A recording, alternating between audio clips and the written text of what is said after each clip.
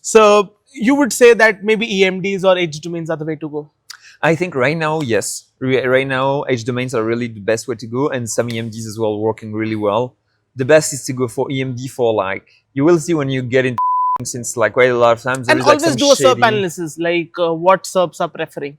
Like sub maybe SERPs, the SERPs are preferring. Yeah, yeah. Some markets Exactly. are very well with edge domains. Some markets are very well with EMDs. If you have like 10 EMDs in the SERP, perhaps you try to squeeze in a edge domain. You It's know, not if you have gonna. to, it depends on the SERP. Yeah, it depends. But mostly what I have noticed that it will not work in the beginning. Yeah. You would have to keep launching, and ask Google to change their stuff. You cannot expect it with just one edge domain. Boom, you're gonna fit in. You have to do your stuff. The best is that when you discover some keywords which will be like, so we are speaking about the big keywords, which are the main one that bring the most money, because we don't want to leak the small one that are like, you know, also interesting and that you can get into. But the long tail keyword, if you try to do like this edge domain strategy on long tail keywords, or if you try to do EMD strategy on long tail keywords, it will work crazily well. That's a good way to start out and to start to make money out of it. Anything on the site design or choosing the CMS? Do you think it matters? No, not really. I think that will be dumb for me to say that, but like, strangely, Shopify IPs are kind of whitelisted to Google, so Shopify IPs tend to rank really well. So I never tried that, but I would love to try to put a Shopify and to work on the blogs and everything. But most of the time, WordPress, homepage. Yeah, or maybe if you can build something with Next.js, React. Exactly. That Next.js, is good SSR and everything. Yeah, it will work. Yeah, because I've seen this trend. You know, though is very debatable topic that WordPress is bad or WordPress is good. But I always see if Google has an option of ranking up a website with a fresher or a newer CMS.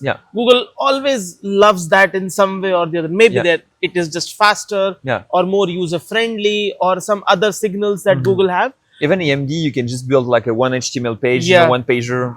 Stuff that you do with AI is perfect, you know.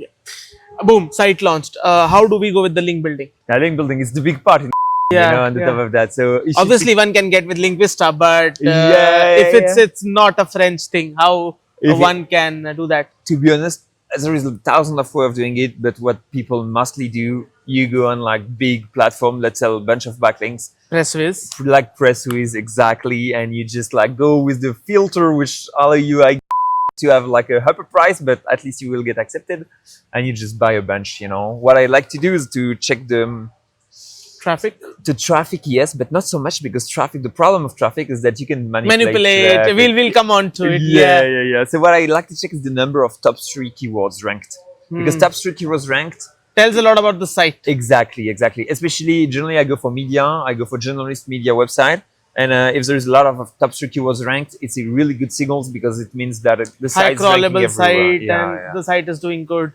And has good reputation. Exactly, it's ranking like it's have a high level of ranking in terms of top 3 and everything. So it's something that is really well. One of my friends as well have a ratio between traffic and top 3 keywords. That's a good indicator. If every page that you put on the sites tend to bring traffic or to bring keywords and everything. It's a good page rank signal. Exactly. And